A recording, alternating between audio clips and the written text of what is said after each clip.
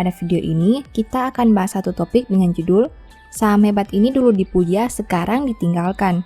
Untuk itu, simak video ini sampai habis ya, agar mendapat pemahaman yang utuh. Di video ini, kita akan membahas satu saham yang punya nama besar dan merupakan market leader di Indonesia. Semua orang tahu produk saham ini dan hampir semua orang pasti menggunakannya. Fundamental keuangannya sangat baik dan kinerjanya di atas rata-rata. Tapi, kenapa banyak orang yang menghindari saham ini? Kita akan mengkaji lebih lanjut tentang perusahaan ini. Pembahasan akan dilakukan dari berbagai aspek dengan memperlihatkan kelebihan dan kekurangannya. Namun seperti biasa, materi yang disampaikan hanya dari sudut pandang pribadi dan bukan rekomendasi. Tidak ada jaminan pasti profit apabila Anda mengikuti isi video. Ingat, saham instrumen investasi yang punya potensi kerugian dan risiko selalu ditanggung Anda sendiri. Sebagai informasi, di akhir video Mimin akan menyampaikan nama sahamnya. Untuk itu, nonton video ini sampai selesai ya. Oke, mari kita langsung masuk ke dalam pembahasan. Pertama, kepemilikan saham pemegang saham mayoritas. 84,99% saham perusahaan ini dimiliki oleh pemegang saham mayoritasnya, sedangkan jumlah yang beredar di masyarakat adalah sebesar 15,01%. Dari sisi pemegang saham, kita bisa melihat bahwa saham ini punya kepemilikan di masyarakat yang sangat rendah, di mana hanya 15,01%. Di sini sebenarnya terlihat bahwa owner perusahaan masih optimis dengan prospek ke depan, sehingga masih berani memegang saham perusahaan dengan jumlah yang besar. Dengan jumlah 32,42 miliar lembar, pemilik perusahaan tentu ingin keuntungan dari perusahaan yang dimiliki kan? Hal berikutnya yang bisa kita amati adalah kepemilikan saham oleh top management. Kepemilikan saham oleh top management adalah sebagai berikut.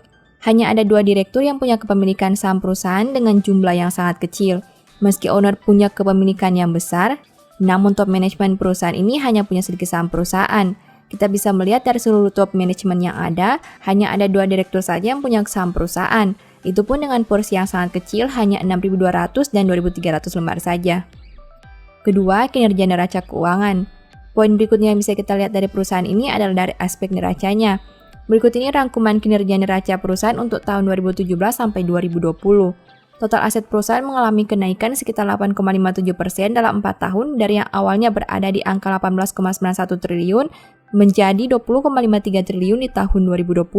Sedangkan jika kita membandingkan dengan tahun 2019 yang punya nominal 20,65 triliun, aset perusahaan mengalami penurunan sekitar 0,58%. Bagaimana dengan liabilitasnya? Hutang perusahaan mengalami kenaikan sebanyak 13,62% dalam 4 tahun dari yang awalnya 13,73 triliun menjadi 15,6 triliun di tahun 2020. Sedangkan jika dibandingkan dengan tahun 2019 yang punya nominal 15,37 triliun, liabilitas perusahaan mengalami kenaikan sebesar 1,50%. Sebenarnya kinerja perusahaan dalam 4 tahun terakhir masih menghasilkan pertumbuhan yang positif. Namun dalam 1 tahun terakhir, jumlah hutang perusahaan naik cukup besar, sedangkan total asetnya malah turun tipis dibandingkan tahun 2019. Ketiga, kinerja laba rugi. Sampai dengan tahun 2020, tercatat perusahaan mampu mencetak pendapatan usaha sebanyak 42,97 triliun. Angka tersebut mengalami kenaikan sebanyak 4,30% dibandingkan tahun 2017 dengan angkanya 41,2 triliun. Jika membandingkan dengan kinerja 1 tahun sebelumnya yang mampu mencetak penjualan sebanyak 42,92 triliun, pendapatan perusahaan mengalami kenaikan sebanyak 0,12%. Selain itu, perusahaan juga mencatat perolehan laba bersih sebanyak 7,16 triliun di tahun 2020, di mana angka tersebut mengalami kenaikan sebanyak 2,29% dibandingkan tahun 2017 dengan nominal 7 triliun. Apabila membandingkan dengan kinerja 1 tahun sebelumnya yang menghasilkan laba 7,39 triliun, perolehan laba mengalami penurunan sebanyak 3,11 triliun. Untuk pendapatan dan labanya, terlihat perusahaan cukup kesulitan untuk tumbuh dalam 4 tahun terakhir, di mana hanya naik di bawah 5% saja.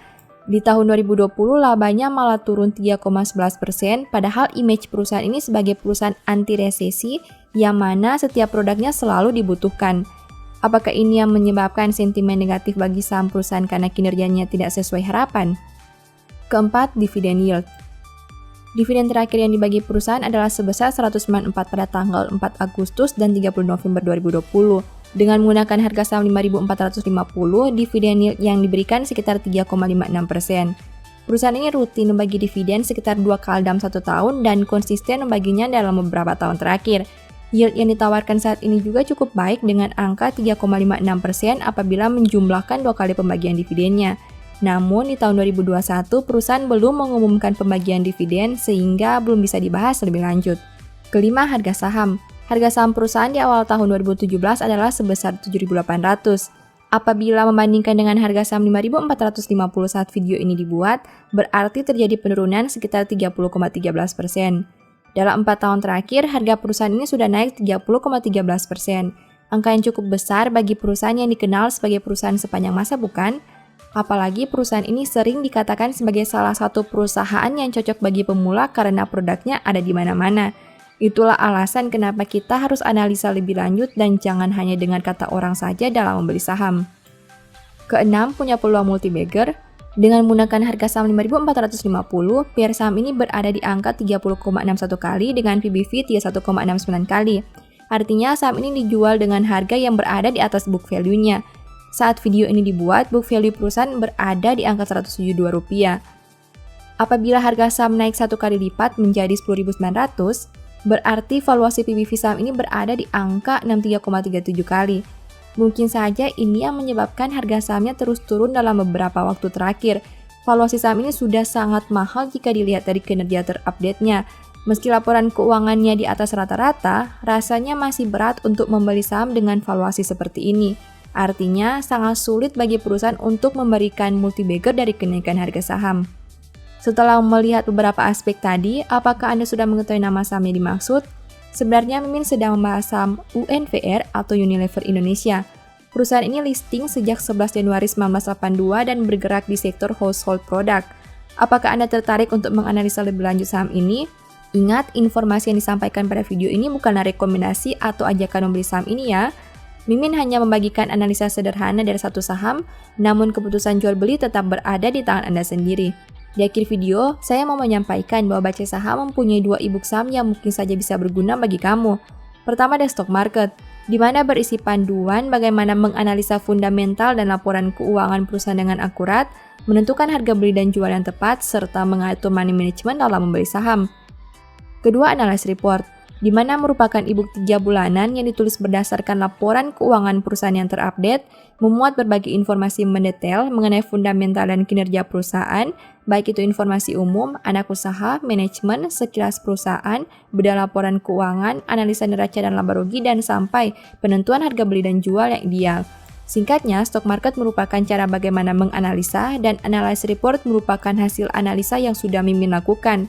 Apabila ingin melakukan pembelian, silakan DM saja di Instagram @bacasaham atau WA ke nomor yang tertera di layar. Sebagai penutup, saya mau mengutip satu statement yang semoga bisa menjadi semangat bagi teman-teman. Siapa berpegang pada kebenaran yang sejati menuju hidup, tetapi siapa mengejar kejahatan menuju kematian. Thank you.